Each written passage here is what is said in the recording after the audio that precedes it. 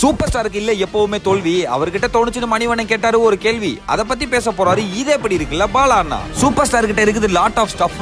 ஹெவியான காம்படிஷனும் தலைவர் கொடுத்தாரா டஃப். எனிதிங் ஃபார் தலைவர்ல இறங்கி பேசுவாங்க. All R தலைவர்ஸ் buffet. Super star தாங்க சினிமாவோட மண்ண. அவரை மாதிரியே காலேஜ்ல ஹேர் ஸ்டைலிங் பண்ண, அதையே நேச்சுரல்ஸ்னு பிசினஸ் ஆரம்பிச்சு நின்னு தலைவர் வழியில பேச வராரு குமரவேல் அண்ணன். தலைவர் படம்னாலே ஆக்ஷன் காமெடி லவ்னு இருக்கும். மொத்தமா குட்டி சூப்பர் ஸ்டார்ஸ் நாங்க எல்லாம் தலைவர் போட்டோக்கு கொடுப்போம் முத்தமா. சினிமாக்கு முன்னாடி தலைவர் இருந்தாரு பஸ் கண்டக்டர். 3 முகத்துல ஆயிட்டாரு போலீஸ் இன்ஸ்பெக்டர். அவரை மாதிரியே முறுக்கு மீச வச்சுட்டு பேச வராரு ஸ்வீட் ஹார்ட் டைரக்டர் ஆன் தலைவர் தர்பார். தலைவர் நடிச்ச எல்லா படமே டாப். என்னோட லைஃப்ல தலைவருக்காக தாங்க போட்டேன் டூப். எனக்கும் அவருக்கும் நடுவுல இல்ல ஒரு கேப். நானும் ஃபேன் தான் பேச போறாரு சங்கர் அண்ணா. போலீஸ் புடிச்சா போடுவாங்க ஃபைன். இதுதான் அன்புள்ள தலைவருக்கு episode 9. Title sponsor Aswathi nighties, presented by Anuj tiles மற்றும் Sairam group of institutions, co presented by சௌபாகியா wet grinder, Challani jewellery mart மற்றும் NGA 550D TMT bars, powered by SS Genius International Nursery and Primary School, Sembakkam, Chennai.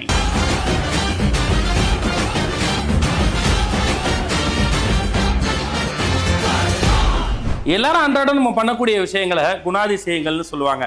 ஆனா அது ஒவ்வொன்றும் தலைவரை பொறுத்தவரையிலும் குண அதிசயங்கள். அப்படிப்பட்ட அதிசயமான குணங்கள் நிறைந்த நம்முடைய தலைவர்களுடைய அந்த பக்கத்தை, அவரை பற்றி யாரெல்லாம் என்னெல்லாம் பேசியிருக்காங்க அப்படின்றத சொல்ல வரார் இன்னைக்கு நம்மளுடைய பாலா அண்ணன் ஆன் இது எப்படி இருக்க.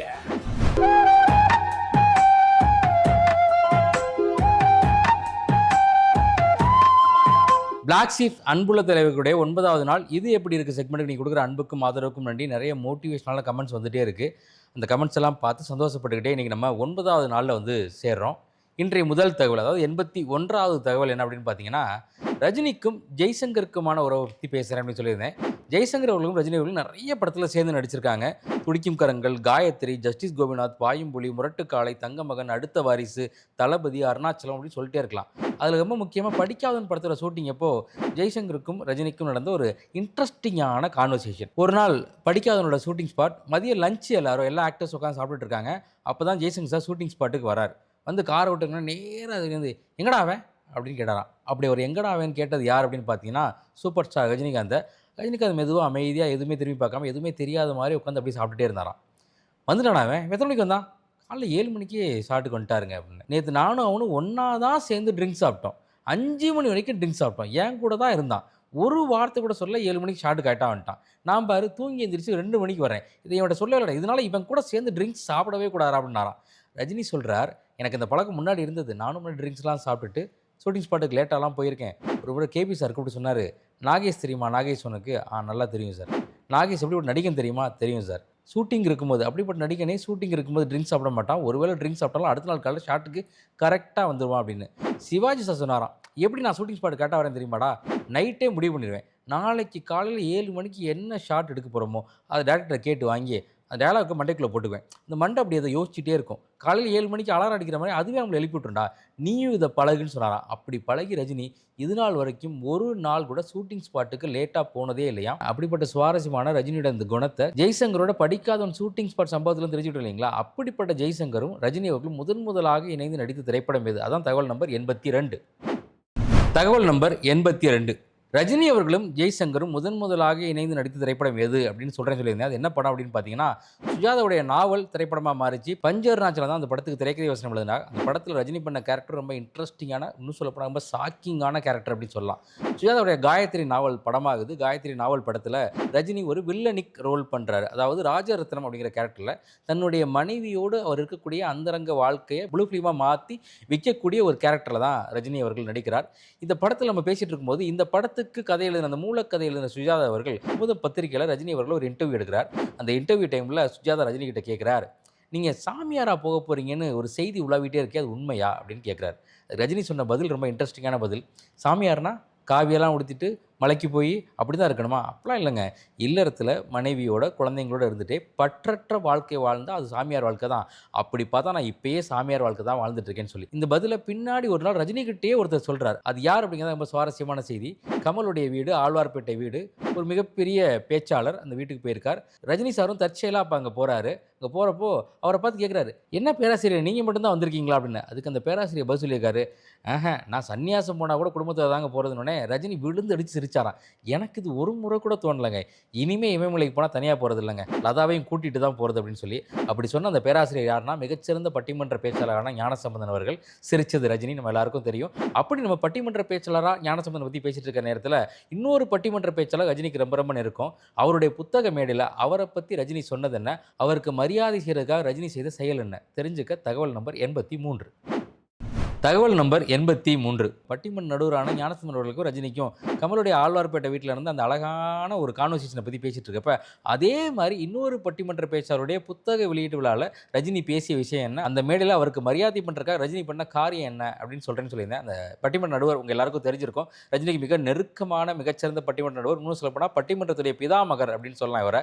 உங்கள்கிட்ட சேர்ந்து நடிச்ச திரைப்படம் தான் சிவாஜி திரைப்படம். அதில் கலரப்பாரியா அழகப்பாரியா அப்படின்னு பாராட்டிட்டே இருப்பார்ல, அந்த சாலமன் பாப்பையா அவர்கள் புறநானூறு புதிய வரிசை வகை அப்படின்னு ஒரு புத்தகம் எழுதுறார். அந்த புத்தகத்துடைய வெளியீட்டு விழாவுக்கு ரஜினி வரணும் அப்படின்னு ஆசைப்படுறாரு. என்னுடைய பட்டிமன்ற பேச்சாளர் ராஜா கிட்ட சொல்லி வாய்ப்பு இருக்கான்னு கேளுங்கிறாரு. ரஜினிக்கு ஃபோன் பண்ணுறாங்க. ரஜினி இப்போ பாம்பேல ஒரு ஷூட்டிங்கில் இருக்காரு. நான் முடிஞ்சா கண்டிப்பாக வந்துடுறேங்க, எனக்கு தெரியல ஷூட்டிங் முடியுமா என்னன்னு தெரியல, ஒருவேளை முடிஞ்சா கண்டிப்பாக வந்துடுறேன்னு சொல்கிறாரு. வாய்ப்பு அதிர்ஷ்டகரமாக அவருக்கு ஷூட்டிங் முடியுது, சென்னைக்கு வரார். ஆனால் மறந்துட்டார் ரஜினி, அந்த விழாவே மறந்துட்டார். மதியம் 2:30 மணிக்கு ஞாபகப்படுத்துறாங்க. ஐயோ ஆமல்ல ஈவினிங் அந்த விழாவில் அது என்ன புத்தகம்னு எனக்கு தெரியாது, நான் எப்படி வந்து நான் என்ன பேசுறதுன்னு கேட்குறாரு.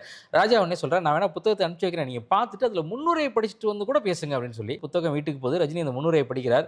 படிச்சுட்டு மேடையில் ரஜினி சொன்னது, அந்த முன்னுரையை படித்ததுக்கப்புறம் இந்த புத்தகத்தை பற்றி நம்ம மேடையில் பேசக்கூடாதுன்னு அப்போவே முடிவு பண்ணிட்டேன். நான் பின்னாடி என்னுடைய ரிட்டையர்மெண்ட் லைஃப்பில் வாசிக்கணும் நிறைய புத்தகங்கள் நான் சேமித்து வச்சுருக்கேன், அப்படி இந்த புத்தகத்தையும் சேமித்து வச்சுட்டேன்னு சொன்னார். இந்த பழக்கம் அவருக்கு அப்பயே இருந்திருக்கு.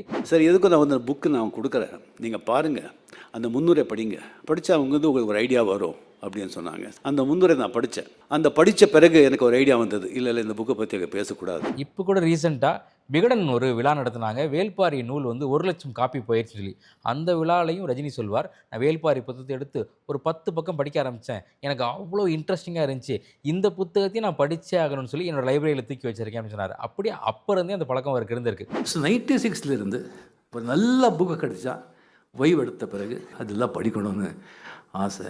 அதுதான் வந்து அந்த புக்கு நான் படிக்கல, எனக்கு அதை எடுத்து வச்சுருக்கேன். அப்படிப்பட்ட சாலமன் பாப்பையாவுக்கு மிகப்பெரிய மரியாதை தரணும், மிகப்பெரிய மரியாதை மனசுலையும் இருக்குது, அது எப்படி வந்து மேடையில் காட்டுறது அப்படின்னு முடிவு பண்ணப்போ அவருடைய காலில் விழுந்து ஆசீர்வாதம் வாங்கினார் ரஜினி. அந்த அளவுக்கு மிகப்பெரிய மரியாதையை அவர் மேலே அவர் வச்சிருந்தார். முதலாக ரஜினிக்கும் சாலமன் பாப்பையாவுக்குமான முதல் சந்திப்பு எங்கே நிகழ்ந்ததுங்கிறதும் ரொம்ப சுவாரஸ்யமான செய்திங்க. கேபி அவர்கள் ப்ரொடக்ஷனில் எஸ்பி முத்துராமனுடைய இயக்கத்தில் வேலைக்காரன் படத்துடைய 100வது நாள் வெற்றி விழாவில் சிறப்பு பேச்சாளராக சாலமன் பாப்பையா கலந்துக்கிட்டு பேசுகிறார். அந்த பேச்சை ரஜினியால் மறக்கவே முடியல, அவ்வளோ அழகான பேச்சு. குலுங்க சிரிக்க பேசின அந்த சாலமன் பாப்பையா கடைசியாக சினிமாங்கிறது எப்படி இருக்குன்னு சீரியஸாக பேசினார். அந்த பேச்சை வாழ்நாளில் மறக்கவே முடியாதுன்னு சொன்னார்.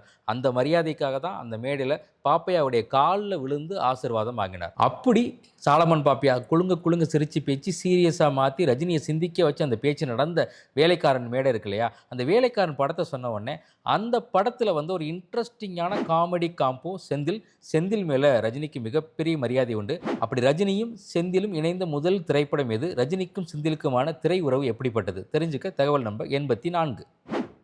தகவல் நம்பர் 84. ரஜினிக்கும் செந்திலுக்குமான திரை உறவை பற்றி பேசலாம்னு சொல்லியிருந்தேன். அவங்க முதலாக இணைஞ்சு நடித்த திரைப்படம் நான் சிகப்பு மனிதன் திரைப்படம். அதில் பாக்கியராஜோட அசிஸ்டண்ட்டாக ஒரு ஜாலியான கான்ஸ்டபிள் ரோல் பண்ணியிருப்பார் செந்தில். அப்படி இருந்து ரஜினி தான் அந்த படத்தில் ராபின்ஹுட் கேரக்டர் பண்ணியிருப்பார். அதாவது காலையிலலாம் ப்ரொஃபஸராக இருப்பார், நைட்டெல்லாம் போய் கொள்ளையடிச்சு அந்த பணத்தை கொண்டு போய் ஏழைகளுக்கு கொடுக்கக்கூடிய ஒரு கேரக்டர் ஒன்று பண்ணியிருப்பார். அப்படிப்பட்ட அந்த ராபின்ஹுட் கேரக்டர் பண்ண ரஜினியை ஃபாலோ பண்ணக்கூடிய ஜாலியான கான்ஸ்டபிளாக ரோல் ஒன்று பண்ணியிருப்பார். ரொம்ப இன்ட்ரெஸ்டிங்கான கேரக்டர். பின்ன அந்த ராபின்ஹுட்டை கண்டுபிடிச்சா உங்களுக்கு ஒரு தங்க பதக்கமும் எனக்கு ஒரு வெள்ளி பதக்கம் கிடைக்கும்னு நினைச்சேன், அதை விட்டுட்டு பெயிண்ட் கிண்ணத்தை கையில் கொடுத்து நிப்பாட்டிட்டீங்க. ஆனால் அந்த படத்தில் ஒரு ரஜினியோட த்ரோ அவுட்டாக பண்ணுறதுக்கான வேலை இல்லைங்க. அவர் ரஜினியோட த்ரோ அவுட்டாக பண்ண படங்கள் 2 முக்கியமான படங்கள் இருக்குது. ஒன்று மனிதன் திரைப்படம், இன்னொன்று வேலைக்காரன் திரைப்படம். அந்த மனிதன் திரைப்படத்தில் சுவாரஸ்யமான ஒரு காட்சி உங்ககிட்ட ஏற்கனவே இதே நிகழ்ச்சியில் சொல்லியிருக்கேன். பாபா திரைப்படம் வெளிவந்த பொழுது கவுண்டமணி முதல்ல அப்படி ஷார்ட் ஓப்பன் பண்ணுறாங்க, ஸ்க்ரீனில் ஆட்டோலேருந்து ஒரு கால் கீழே இறங்குது, லெக்கு கீழே வச்ச உடனே எல்லாரும் பூசணிக்காய் உடைச்சி சூடத்தை காட்டி பேப்பர்லாம் தூக்கி எறிஞ்சிட்டாங்க. பார்த்தா அப்படி மேலே அப்படியே அப்பன்னா அது கவுண்டமணி அப்படின்னு சொல்லி அதே மாதிரி ஒரு ஷார்ட்டை மனிதன் படத்திலே பண்ணியிருப்பார். மனிதன் படத்தில் ஆரம்ப காட்சி ஜெயிலில் இருந்து ஒரு வெளியில் வர மாதிரி கேரக்டர் வந்து நம்ம எல்லாம் நினைப்போம் முதல் ரஜினி தான் வருவார் அப்படின்னு நினச்சிட்டு இருக்க நேரத்தில் ஒரு கால் ஒயிட் கலர் பேண்ட்டு ஒரு கால் வந்து வெளியே நிற்கும், கீழே அதே போல தான் பூசணிக்காய் உடைச்சிட்டாங்க, சூடத்தை காட்டிட்டாங்க, பேப்பர்லாம் தூக்கி எறிஞ்சிட்டாங்க. அப்படியே மேலே அப்பன்னா அது செந்தில். அதுக்கப்புறம் ரஜினி ரொம்ப கேஷுவலாக வெளியில் வருவார்.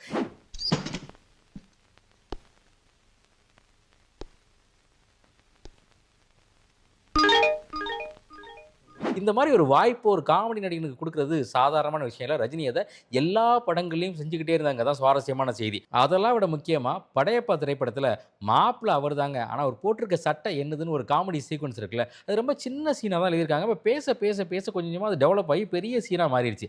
அப்போ கேஸ் டேக் சொன்னாங்க, சார் 4 டேக்லாம் போவேணா, 4 பாயிண்ட்லாம் போவேணா, 2 இதில் அதை கட் பண்ணுற மாதிரி பார்ப்போன்னு சொன்னப்போ ரஜினி சொன்னார், அதெல்லாம் வேணாம், இதை 4 போனால் லென்த்தியாக இருந்தால் தான் இந்த காட்சி ரொம்ப அழகாக இருக்கும், அது செந்தில் சாருக்கும் பேர் வாங்கி கொடுக்கும், அது அப்படியே போகட்டும்னு சொல்லி அந்த அளவுக்கு செந்தில் மேலே தனிப்பட்ட முறையில் காமெடி நடிகர் செந்தில் மேலே தனிப்பட்ட முறையில் ரஜினிக்கு மிகப்பெரிய அன்பு உண்டு. மாப்பிள்ளை இவர்தான், ஆனா இவர் போட்டுக்கிற ட்ரெஸ் எந்த அதனாலதான் டிப்பு டாப்பா இருக்காரு. மாப்பிள்ளை நான் தான், இனிமே ட்ரெஸ் ஒண்ணுது இல்ல. ஓகே சரி. அப்படிப்பட்ட அந்த மாப்பிள்ளை இவர் தான் சட்டை என்னது டயலாக் பேசும்போதே எனக்கு மாப்பிள்ளை படம் ஞாபகம் வருது. மாப்பிள்ளை படத்தில் மாமியார் கேரக்டர் ஸ்ரீவித்யா பின்னு பண்ணியிருப்பாங்க. ஆனால் அந்த கேரக்டரில் முதல் நடிக்க வேண்டியது வேறு ஒரு நடிகை. அந்த நடிகை ஏன் அதில் நடிக்கலை, அதுக்கு அவங்க சொன்ன காரணம் என்ன தெரிஞ்சுக்க தகவல் நம்பர் 85. தகவல் நம்பர் 85. மாப்பிள்ளை திரைப்படத்தில் ஸ்ரீவித்யா பண்ண அந்த ரோலில் இன்னொரு நடிகை நடிக்க வேண்டியது, ஆனால் அவங்க நடிக்கலை.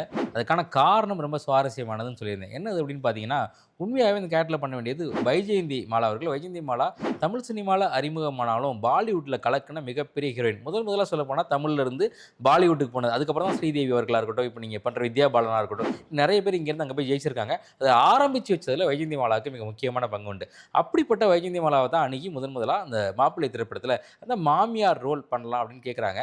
அப்போ வைஜெயந்தி மாலா இல்லை ரஜினி கூட நான் அந்த கேரக்டர் கண்டிப்பாக பண்ண மாட்டேன், இந்த கேரக்டர் ஒருவேளை நான் பண்ணால் கஜினி திட்டணுங்கிறீங்க, கஜினி மேலே கோவப்படுங்கிறீங்க, எனக்கு அது வரவே வராது, ஏன்னா கஜினி மேலே எனக்கு அவ்வளோ பாசம் அப்படின்னு சொன்னாங்க. அந்த காரணத்துக்காகவே இந்த படத்தில் நடிக்க மாட்டேன் அப்படின்னு சொன்னாங்க. அதே போல் இந்த படத்துடைய அந்த hero heroine combo hit combo, Rajini Amala combo, அந்த காலத்தில் ஒரு மிகப்பெரிய கிசுகிசு உண்டு. ரஜினிக்கும் அமலாவுக்கும் ஒரு சின்ன க்ரஷ் இருந்துச்சு லைஃப்பில் அப்படின்னு சொல்லி, அது உண்மையா என்னங்க நமக்கு தெரியாது, ஆனால் அந்த காலத்தில் அது ரொம்ப பரபரப்பான கிசுகிசு. அப்படிப்பட்ட ரஜினி அமலா ஜோடி 4 படத்தில் ஒன்றா நடிச்சிருக்காங்க. ஒன்று வேலைக்காரன், இன்னொன்று மாப்பிள்ளை, கொடி பறக்குது, அப்புறம் கோடை மலைங்கிற படத்தில் சின்ன கேமியோ ரோல் ஒன்று ரஜினி பண்ணியிருப்பார். அந்த படத்தில் அமலாவும் நடிச்சிருப்பாங்க. இப்படிப்பட்ட ரஜினி அமலா காம்போவில் மறக்க முடியாத இன்னொரு திரைப்படம் கொடி பறக்குது திரைப்படம். அந்த திரைப்படத்தை பற்றின சுவாரஸ்யமான தகவல் தான் தகவல் நம்பர் 86. இது எப்படி இருக்கு? இந்த செக்மெண்டோட அடுத்த 5 தகவல்கள் கொண்ட full episode Black Sheep Valley OTT-ல அவைலபிளா இருக்கு. அத பார்க்க இப்பவே Black Sheep Valley OTT-ய டவுன்லோட் பண்ணுங்க. எந்நிலையிலும் தன்னிலை மறவாதவர் தலைவர், எந்நிலையிலும் அவரை மறவாதவர் அவருடைய ஒவ்வொரு ரசிகர். அப்படிப்பட்ட நம்ம எல்லாருக்குமான விஷயங்களை பேசுறதுக்கான செக்மெண்ட் தான் இப்ப நம்ம பார்க்க போற எனிதிங் ஃபார் தலைவர்.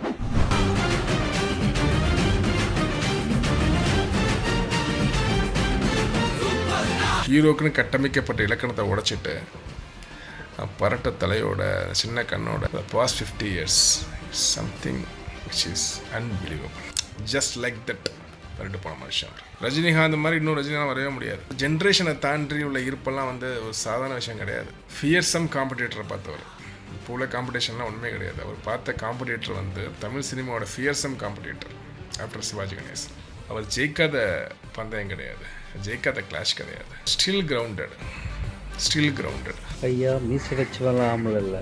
தன் அப்பா அம்மாவுக்கு எவ்வளோ சொத்து சுகம் இருந்தாலும் எவன் ஒருத்தன் சொந்த உழைப்பில் அப்பா அம்மாவுக்கு சாப்பாடு போடுறானோ அவன் தான் ஆம்பளை. நான் ஆம்பளைடா. இந்த ஒரு டைலாக் தான் என்னை ரொம்ப டிஸ்டர்ப் பண்ணுது. அப்பா அம்மாவுக்கு சோறு போடுறதுன்றது எவ்வளோ சொத்து சுகம் அப்பா அம்மா வச்சிருந்தாலும் இவன் உழைக்கணுன்றதுனால சொன்னது. நாங்கள் ரசிக மண்டலத்தில் இருக்க மாட்டோம், ஒரு பேர் பச்சை வைக்க இருக்க மாட்டோம், ஒரு ஸ்டார் கட்டுறதோ இல்லை ஒரு பாலாபிஷேகம் பண்ணுறதோ எதுவுமே பண்ண மாட்டோம். ஆனால் செய்ய வேண்டிய நேரத்தில் செய்வோம். ஏன்னா நாங்கள் அதில் தாண்டி ஒரு ஸ்லீப்பர் செல் மாதிரி ரஜினிகாந்த் தீவிரவாதிகள் அப்படின்னு சொல்லலாம். எனக்கு தலைவரோட ஸ்டில்லை பார்த்தா கூட நான் அந்த இடத்த விட்டு நவர மாட்டேன். ஒரு 20 நிமிஷம் 30 நிமிஷம் அந்த மாதிரி பார்த்துட்டு தான் இருப்பேன். இல்லைவா நீங்கள் 1975ஆம் ஆண்டு அபூர்வ ராகங்கள் படத்தில் கதவை மட்டும் திறக்கவில்லை, இந்தியாவில் பல கோடி மக்களின் இதயத்தை திறந்து வைத்தீர்கள். நீங்கள் என்றுமே வசூலில் மன்னன் தான், ரசிகர்களின் எஜமான் தான், மக்களின் ராஜாத்தி ராஜா தான். எனக்குமே உடல் மண்ணுக்கு உயிர் தலைவருக்கு நாங்கள் பிறப்புக்காக ரஜினி ரசிகன் இல்லை, பிறந்ததிலிருந்தே ரஜினி ரசிகர். எனிதிங் ஃபார் தலைவர்ல நானும் தலைவரை பத்தி பேசணும் அப்படின்னு நினைக்கக்கூடிய நீங்களா இருந்தா சுவாரஸ்யமான ஷார்ட் அண்ட் ஸ்வீட்டான தலைவரை பற்றிய உங்களுடைய பதிவை வீடியோவா எடுத்து ஸ்கிரீன்ல தெரியக்கூடிய இந்த வாட்ஸ்அப் நம்பருக்கு உடனடியா ஒரு குவாலிட்டியான வீடியோவா தட்டி விடுங்க.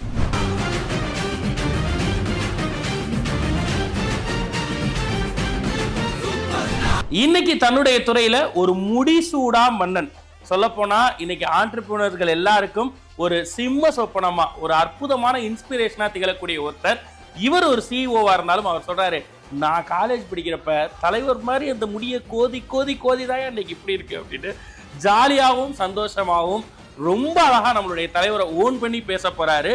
சிஇஓ ஆஃப் நேச்சுரல்ஸ் திரு CK குமரவேல் அவர்கள் ஆன் தலைவர் வழி.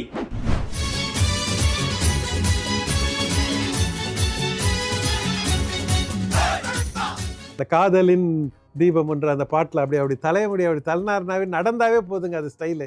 மீதி எல்லாரும் ரொம்ப கஷ்டப்பட்டு ஸ்க்ரீன் ப்ரெசன்ஸ் வாங்கணும். இவர் ஒருத்தருக்கு தான் இப்படி தள்ளினாவே ஸ்க்ரீன் ப்ரெசன்ஸ் கிடைக்கும். அந்த மாதிரியான ஒரு சில மேனரிசம்ஸ் அண்ட் சில ஆக்ஷன்ஸு, சில இதெல்லாம் வந்து அதுக்கிட்ட அது அது அது வந்து என்ன சொல்கிறது, அது ஒரு யுகப்புருஷன். அது ஒன்ஸ் ஒரு சில பேருக்கு தான் கிடைக்கும், அது வேறு யாரும் கிடைக்காது. வேறு யாரும் ட்ரை பண்ணாலும் நீங்கள் வந்து ரஜினியோட நீங்கள் வந்து இதுவாக தான் இருக்கலாம் தவிர, ஜிராக்ஸாக இருக்கணும் தவிர ஒரிஜினல் தான்.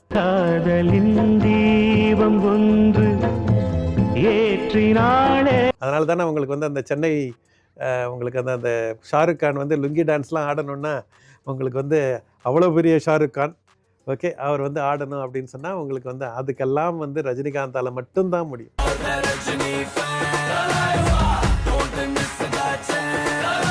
நாங்கள் ஒன் ஆஃப் தி அவருடைய அடுத்த படத்துக்கு நாங்கள் வந்து பாம்பேயில் வந்து அந்த ஆர்டிஸ்ட்டை கூட்டின்னு வந்து அவருக்கு ஒரு லுக்கு கொடுக்கணும்.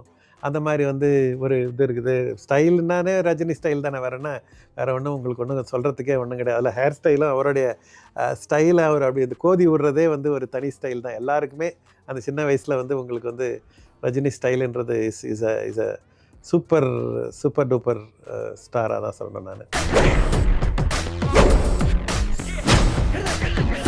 நானும் என்னுடைய நண்பர் ஆக்டர் ராஜாவும் அவர் சொல்லுவார், அவர் அந்த இது ஒரு ரஜினி சார் வந்து ஒரு டைம் வந்து எல்லோரும் வந்து அவர் டச் பண்ணி இது பண்ணி வாங்கலாம். அவர் உடனே ஒருத்தவங்களோடய நின்று தோல் மேலே அவர் ஒரு ஃபோட்டோ பார்த்துருக்கீங்களா? ஃபோட்டோ எப்போனாலும் தோல் மேலே கை போட்டு அந்த ஒரு ஃபோட்டோவே ஒரு வந்து அவன் வந்து ஒரு சூப்பராக இருக்கும். மீதி யாருனாலும் ரொம்ப மீதி ஸ்டார்லாம் இப்படி இருப்பாங்க. ரஜினி மட்டும்தான் அப்படி வந்து தோல் மேலே கை போட்டு தான் மோஸ்ட் ஆஃப் தி ஃபோட்டோ அவர் யாரோட எடுத்தாலும் அப்படி தான் இருக்கும். அவர் சொல்லுவார், என்ன வந்து இவருனே சொல்லுவார், ஏன் சார் எல்லாம் உங்களெல்லாம் டச் பண்ணுறாங்க, நீங்கள் வந்து யார் அவன் குளிச்சான என்னான்னு கூட தெரில, ஏன் சார் அப்படி பண்ணுறீங்க? ராஜா, அது எவ்வளோ நேரம் ஆச்சு அவங்க கூட? ஒரு நிமிஷம் இருக்குமா? அவன் வருஷத்துக்கு மறக்க மாட்டான். அவனோட வாய்ஸுக்கு அவர் மறக்க மாட்டான். இந்த மாதிரி ஒருத்தவங்களுக்கு ஒரு இன்பம் கொடுக்க முடியும்னா அதை நம்ம அவசியம் பண்ணணும் அப்படின்னார். அந்த மாதிரி வந்து ஒரு யதார்த்தமான மனிதர். மீதி யாரும் இந்த மாதிரி திங்க் பண்ண மாட்டாங்க. மீதி எல்லாம் எனக்கு என்ன ஆகும்னு தான் திங்க் பண்ணுவாங்க. அவர் ஒருத்தவர் தான் அந்த பர்சனுக்கு நான் எப்படி வந்து வாழ்க்கையில் இம்பேக்ட் பண்ணுறேன் அப்படின்னு திங்க் பண்ணுற அந்த thought, I think that is where super star is different from any other stars. தலைவர் வழியில CK குமரவேல் அவர்கள் தலைவரை பத்தி பகிர்ந்துகிட்ட விஷயங்களை முழு வீடியோவா பார்க்க இப்பவே பிளாக்ஷிப் வேலி OTT-யை டவுன்லோட் பண்ணுங்க. 5ல விளையாதது 50ல விளையாதும்பாங்க. 5ல தலைவர் ஃபேன் ஆனது 50 ஆனாலும் தலைவர் ஃபேனாக தான் இருக்கும். அப்படிப்பட்ட குழந்தைகளை தினம் நம் கண் முன்னாடி கொண்டு நிறுத்துறது தான் குட்டி சூப்பர் ஸ்டார்.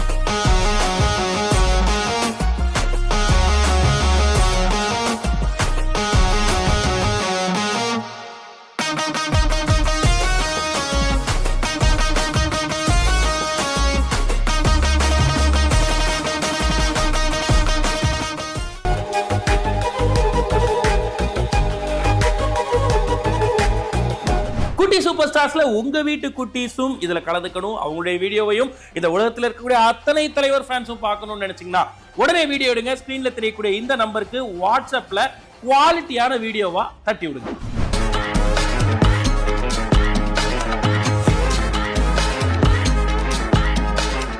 தலைவரை பார்க்கிற, ரசிக்கிற, அவர் கூட பேசுற, பழகுற, கிடைக்கிற ஒவ்வொரு மினிட் இல்லைங்க, மொமெண்ட்.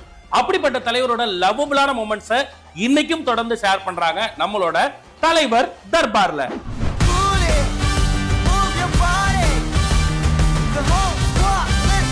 நான் பார்க்குற சினிமா எல்லாமே எதுவாக இருக்கும்னா தலைவர் படமாக தான் இருக்கும். ஏன்னா குடும்பத்தோட தலைவர் ஃபேன் நாங்கள். அப்பா அம்மா நான் எல்லாருமே வந்து எல்லாருமே குடும்பத்தோட தலைவர். ஆமாம், என் அப்பாலாம் வந்து ஆக்சுவலாக அப்பா வந்து கேரளாலேருந்து சென்னைக்கு படித்து முடிச்சு வேலைக்காக வந்த டைமு. அப்போ அவருக்கு வந்து ஒரு ஆக்டர் ரஜினிகாந்த் ஒரு சூப்பர் ஸ்டார் இருக்காரு அப்படின்றது தெரியும். பட் அவர் படங்கள் பெருசாக பார்த்தது கிடையாது. நல்லவனுக்கு நல்லவன் படம் வந்து அப்போது ரிலீஸ் ஆகி ஓடிட்டு இருந்திருக்கு போல இருக்கு. அப்பா ஒரு நாள் எதிர்ச்சியா சரி வீட்டில் சும்மா இருக்கோமே படத்துக்கு போவோம்னு சொல்லிட்டு அப்படி போயிருக்காரு நல்லவனுக்கு நல்லவன். 8 தடவை தொடர்ந்து போயிருக்காரு. 8 தடவை நல்லவனுக்கு நல்லவன் பார்த்துருக்காரு அப்பா. பார்த்த உடனே அந்த ஃபேன் பாய் ஆயிட்டாரு. தியேட்டர்லயே போய் 8 தடவை அந்த படம் பார்த்துருக்காரு. இப்போ நீங்க என்ன பண்றீங்க? நேரா கடைக்கு போறீங்க. எனக்கு வந்து ஒரு ஆனியன் ஆம்லெட், அதாவது வெங்காயம் போட்டு முட்டை தோசை. நான் அதுக்கப்புறம் நான் ஸ்கூல்லாம் முடிச்சு காலேஜ் அப்போலாம் தலைவர் படம் திரும்ப, ஏன்னா நம்ம ரிலீஸ் ஆச்சுன்னா அந்த ஃபர்ஸ்ட் டே ஃபர்ஸ்ட் ஷோ ஒரு ஷோவோட நிப்பாட்டுறது கிடையாது. முதல் நாளே ஒரு 3 ஷோ பார்க்கறது, அடுத்தடுத்த நாட்களில் போய் பார்க்கறதுன்னும் போது அப்போது அவர் வந்து என்ன கேட்பார், எத்தனை தடவை படத்துக்கு போவ அப்படின்னும் நான் திரும்ப இதை தான் போடுவேன். யாரோ ஒருத்தர் நல்லவனுக்கு நல்லவன் 8 தடவை பார்த்தாரு, அவர் எங்கே போவேன். ஸோ பேசிக்காக என்ன சொல்ல வரேன்னா, சின்ன வயசில் பார்த்த படங்களே தலைவரோட படங்கள் தான். அப்படி இருக்கும்போது எனக்கு ஃபர்ஸ்ட் ஞாபகம் இருக்கிறது வந்து அண்ணாமலை தான் ப்ரோ. அண்ணாமலை வந்து அப்போ டிவியில் அண்ணாமலை படம் போட்டிருக்காங்க. டிவியா இல்லை அப்போ அந்த டைமில் விசிஆரான்னு தெரியல. என் மாமாவும் தலைவர் ஃபேனு. ஸோ அவர் வந்து தலைவர் படங்கள் விசிஆர்லாம் வாங்கிட்டு வந்து போடுவாங்க. ஸோ அப்படி வீட்டில் நான் டிவியில் தான் முதல்ல அண்ணாமலை படம் பார்க்குறேன். அண்ணாமலை பார்க்கும்போது அது நம்ம ஒரு படம் பார்க்குறோன்றதெல்லாம் தாண்டிட்டு அவரை பார்க்கும்போது நமக்குள்ள ஒரு எனர்ஜி ஒன்று வரும்ல. அந்த ஒவ்வொரு மூமெண்ட் அவர் ஏமாறும் போது ஐயோ ஏமாத்திட்டாங்களேடா அவரை அப்படின்றது, அதுக்கப்புறம் போய் அவர் சவால் விடுறது, அந்த எபிக் சீன் இருக்கே பிரசிடென்ட் அனௌன்ஸ் பண்ணும்போது டோர் ஓபன் பண்ணி வர அந்த மொமெண்ட் இன்னி வரை அதுக்கு ரீப்ளேஸ்மென்ட் கிடையாது. அப்ப அந்த வயசுல வந்து நமக்கு என்ன நிறைய புரிஞ்சுதுன்னுலாம் எனக்கு தெரியாது. ஆனா அதான் சொல்லுவாங்களா அவர்கிட்ட ஒரு மேக்னெட்டிக் பவர் ஒன்று இருக்கு அப்படின்ட்டு.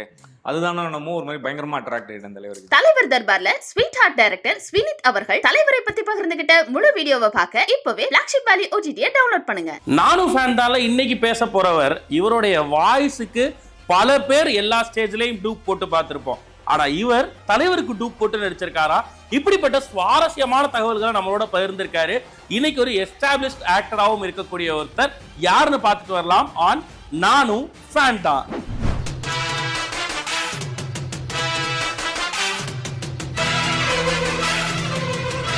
ஆக்சுவலாக நான் ஸ்டண்ட்டில் ஜாயின் பண்ணி ஒரு தமிழில் ஒரு பேட்ச் ஒர்க் ஒன்று பண்ணேன். ஆனால் அந்த பேட்ச் ஒர்க் படம் வந்து கிருஷ்ணா படம் மகுடிலேது மகாராஜான்னு. ஆனால் முதல்ல நான் பண்ண முழுமையான படம் வந்து பிளட் ஸ்டோன், கொலம்பியா பிக்சர்ஸ். அந்த படத்தில் தான் திரு சூப்பர் ஸ்டார் அவர்களுக்கு நான் முதல்ல மோந்திரம் கொட்டுன்ற மாதிரி சூப்பர் ஸ்டாருக்கு டூ போட்டேன் முதல்ல. அது ஒரு பெரிய பெருமை எனக்கு மறக்க முடியாத நினைவுகள். அப்படின்னா அந்த முதல் படத்திலே யாருமே குதிக்காத ஒரு சாதனைனா அந்த ஒக்கனக்கல்லில் வந்து மெயின் ஃபால்ஸில் வந்து பிரிட்ஜிலேருந்து ஒரு ஃபயரில் இருக்கேன். அந்த ஃபயர்லேருந்து சார் டைவ் பண்ணுற மாதிரி இருக்கான். அந்த ஃபயர்லேருந்து டைவ் பண்ணுறதை நான் பண்ணேன். எனக்கு அது ஒரு மிகப்பெரிய பெருமை. என்னுடைய என்ட்ரியும் சரி, அது ஹாலிவுட் படம். அந்த ஹாலிவுட் படத்தில் பார்த்தோன்னா பெரும் ஸ்டார் அவர். அந்த ஸ்டாருக்கு டூ போட்ட ஒரு பெருமை முதல்ல.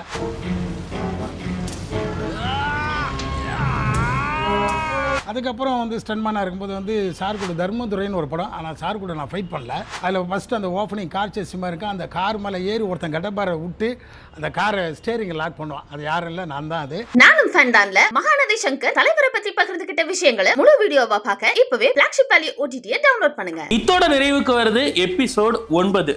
எஸ், 9 எபிசோடு தாங்க முடிஞ்சிருக்கு.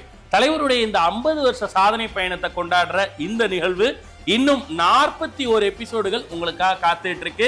ஸோ மறக்காம டெய்லி இதே டைம்க்கு வாங்க, ஆஜராகுங்க. இங்க ரிலீஸ் ஆகுறதுக்கு முன்னாடியே நீங்க பார்க்கணும்னு நினைச்சீங்கன்னா பிளாக்ஷிப் வேல்யூ OTT-யை உடனடியாக டவுன்லோட் பண்ணுங்க, சப்ஸ்கிரைப் பண்ணுங்க. தினமும் காலையில அங்க வீடியோ வந்துடும்.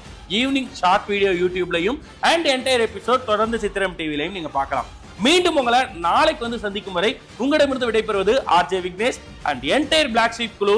இவ்வளவு நேரம் நீங்க பார்த்து ரசிச்சது அஸ்வதி நைட்டிஸ் வழங்கிய பிளாக் ஷீப்ஸ் அன்புள்ள தலைவருக்கு. Title sponsor Aswathi nighties, presented by Anuj styles மற்றும் Sairam group of institutions, co presented by சௌபாக்யா wet grinder, Challani jewellery mart மற்றும் NGA 550D TMT bars, powered by SS Genius international nursery and primary school, Sembakkam, Chennai.